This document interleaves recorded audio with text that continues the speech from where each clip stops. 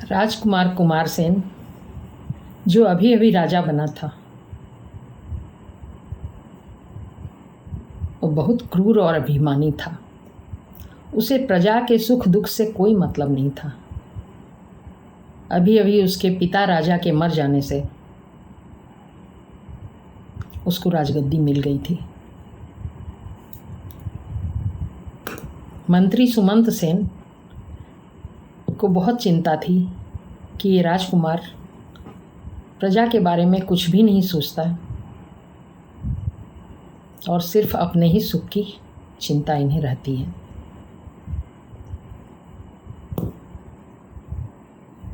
एक बार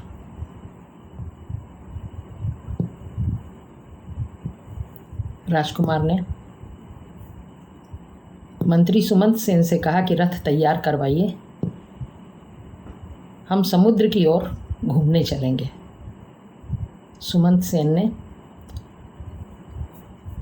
उसकी आज्ञा के अनुसार रथ तैयार करवाया और वे दोनों समुद्र की ओर घूमने के लिए चले।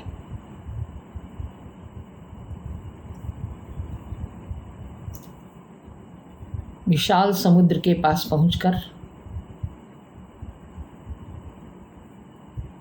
राजकुमार जो अभी अभी राजा बने थे, उसने कहा बहुत प्यास लगी है सुमंत सेन, पानी पीने के लिए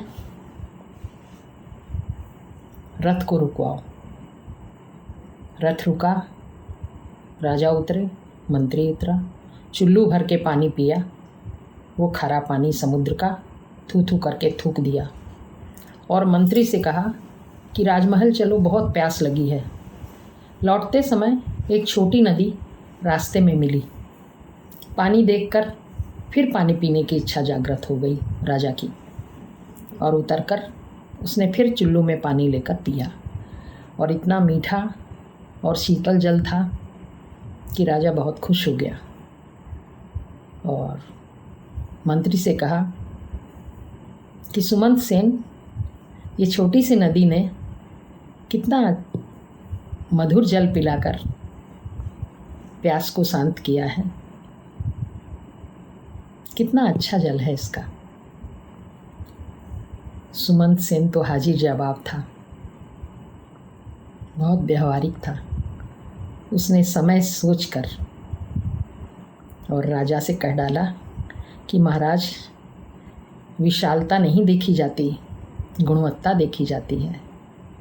समुद्र विशाल होकर भी किसी की प्यास नहीं बुझाता और नदी छोटी सी होकर सबको जल देती है, सबकी प्यास बुझाती है। इसलिए उसी का महत्व ज़्यादा है, न कि समुद्र का।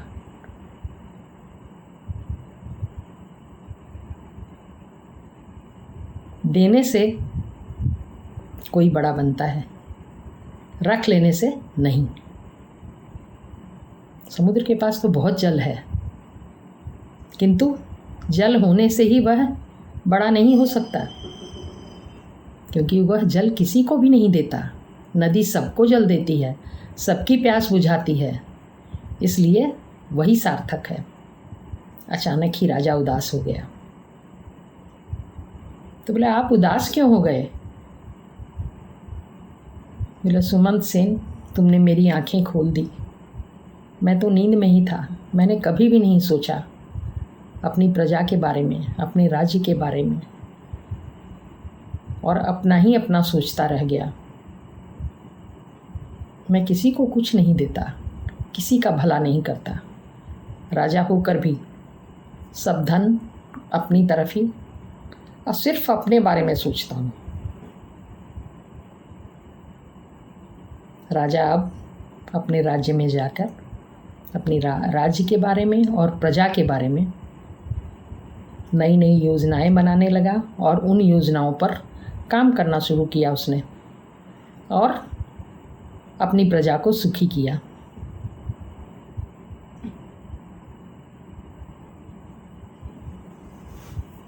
तो देने से ही व्यक्ति महान बनता है, रख लेने में कोई महानता नहीं है।